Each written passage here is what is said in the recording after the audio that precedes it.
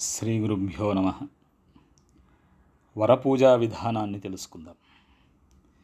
వివాహానికి ముందు రోజు సాయంకాలము కళ్యాణ మంటపానికి చేరుకున్నటువంటి వరుణ్ణి, వారి యొక్క తల్లిదండ్రులను, బంధువులను ఆహ్వానించేటువంటి విధానము, తదుపరి ఆచరించవలసినటువంటి పూజా విధానాన్ని తెలుసుకుందాం.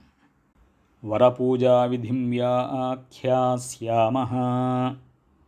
వరపూజా విధానం చెప్పబడుతోంది.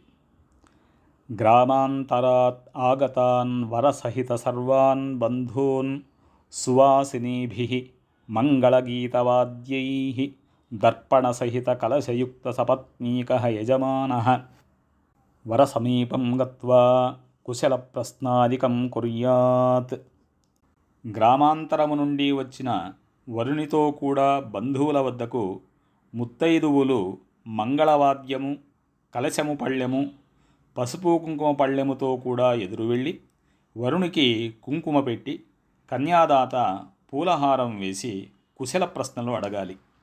బంధూనాం వరస్య చ గంధపుష్పాణి దత్వా వరస్య పాణౌ ఫలతాంబూలాదికం ప్రక్షిప్య మంగళవాద్యై సహ సర్వాన్ దేవాలయం నీత్వా అన్యోన్యముఖాస్సంతః అన్యోన్యం తండులాన్ ప్రక్షిపేయు.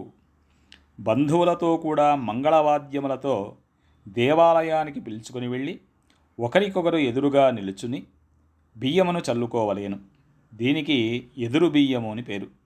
దీనినే మనము ఎదురుకోలు అని చెప్తున్నాం. తరువాత తతో దాత దేవాలయే పీఠే ప్రాముఖం వరం ఉపవేశ్య దాత పత్నీ సహితః ఉదంముఖం ఉపవిశ్య కర్మణః పుణ్యాహం కుర్యాత్. తరువాత పీఠపైన వరుని తల్లిదండ్రిని తూర్పు ముఖముగా కూర్చోబెట్టవలేను. కన్యాదాత భార్యతో కూడా ఉత్తరముఖముగా కూర్చుని కర్మణః పుణ్యాహాన్ని ఆచరించాలి. ప్రస్తుత కాలంలో కన్యను కూడా పిలుచుకొని వచ్చి కూర్చోబెడుతున్నారు. ఇది శాస్త్ర విరుద్ధం. సుముహూర్తంలో ఇద్దరి మధ్య తెరపట్టి జీలకర్ర బెల్లము ఒకరికొకరు తలపై పెట్టుకున్న తర్వాతే కన్యను చూడాలి. కన్యాదాత సంకల్ప్య స్వః కరిష్యమాణ మమ కుమార్యాః వివాహార్థం ఆగమితమిమం వరం ఉపచారైః పూజయిష్యే శ్రీలక్ష్మీనారాయణం భవత్స్వావాహయిష్యే లక్ష్మీనారాయణస్వరూప వరమిదం ఆసనం. ఆసనము ఇచ్చిన తరువాత ఒక పళ్ళెంలో వరుని యొక్క కుడి ఎడమ కాళ్ళు పెట్టవలెను. భార్య నీళ్లు పోస్తూ ఉండగా కన్యాదాత వరుని యొక్క కుడి ఎడమ కాళ్ళు కడగాలి.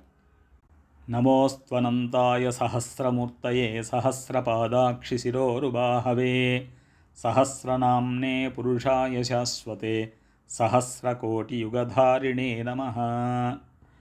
పాదయోరుపరి హరిద్రా కుంకుమాక్షత పుష్పాణి నిక్షిప్య. కాళ్ళు కడిగిన తరువాత పాదాలకు పసుపు, కుంకుమ, అక్షతలు, పూలు పెట్టి నీటిని తమ ఇద్దరిపైన, అంటే కన్యాదాత అతని యొక్క భార్య వారిద్దరిపైన కూడా ప్రోక్షణ చేసుకొని మిగిలినటువంటి నీటిని తీసివేయాలి.